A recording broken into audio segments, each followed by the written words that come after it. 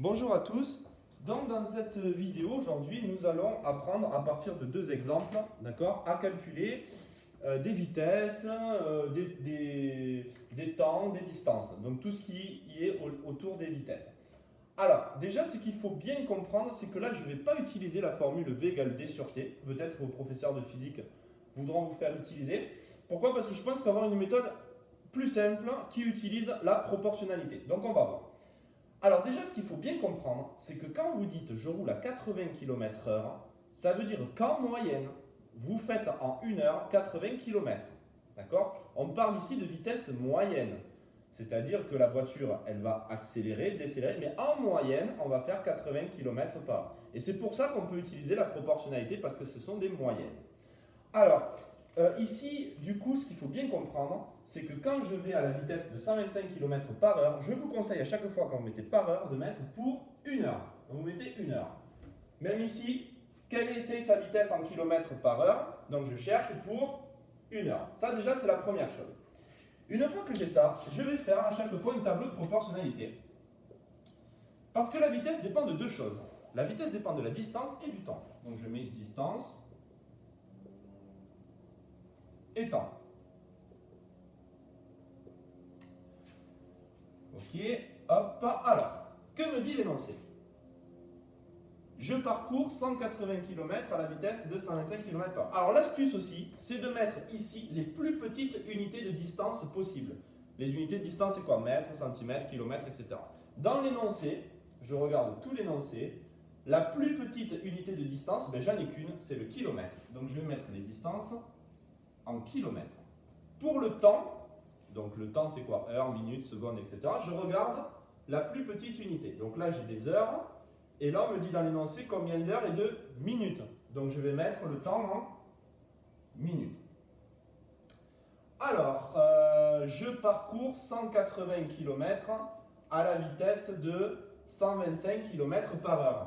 Donc 125 km/h, ça veut dire que je fais 125 km en 1 heure. Mais moi, comme je le veux en minutes, 1 heure, c'est 60 minutes. D'accord? Et moi, je cherche pour 180 km combien je fais de temps en heure et en minutes. Donc je peux mettre une lettre, au lieu de mettre un point d'interrogation, je mets X. Vu que c'est de la proportionnalité, eh bien je peux faire un produit en croix. Je fais 180 fois 60 divisé par 125. Donc je vais le faire. Et donc mon résultat, d'accord, sera en minutes. Donc après, à nous de le convertir.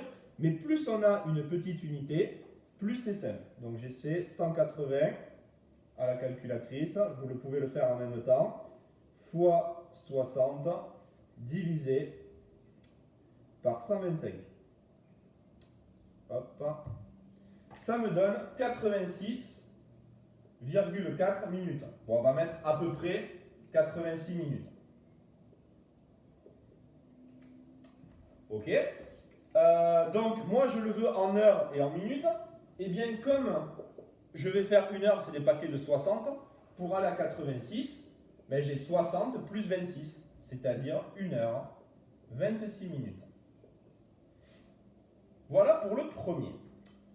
Ensuite, pour le deuxième, je fais exactement pareil. Tableau, distance et temps.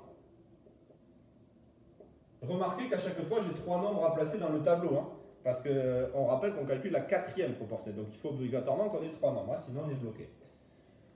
Alors, les distances, je rappelle la plus petite unité. Alors je regarde mon énoncé, j'ai des mètres et j'ai des kilomètres. Donc la plus petite, c'est les mètres. Le temps, j'ai des secondes et des heures. La plus petite unité possible, c'est donc les secondes. Alors, Usain Bolt, il a parcouru 100 mètres. Et juste en dessous, je mets le temps dans lequel il a parcouru en 9,58 secondes. Ok. Et moi, eh bien, je cherche donc quelle a été sa vitesse en kilomètres pour 1 heure. Donc, il faut que dans le tableau, il y ait 1 heure qui apparaisse. Mais 1 heure en secondes, c'est 3600.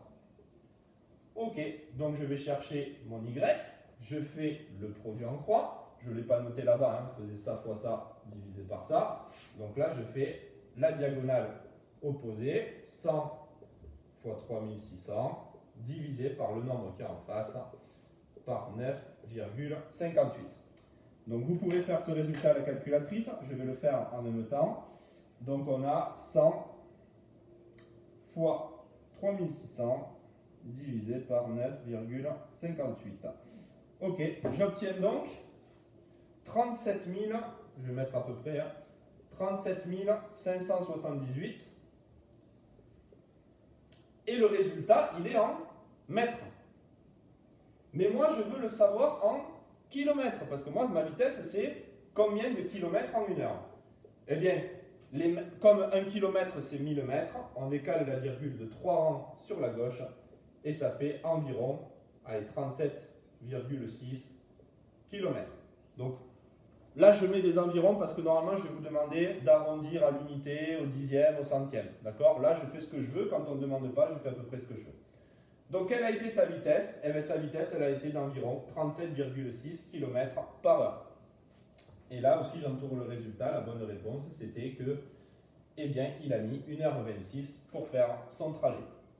Voilà comment on fait pour résoudre des exercices sur les vitesses et qui marchent tout le temps.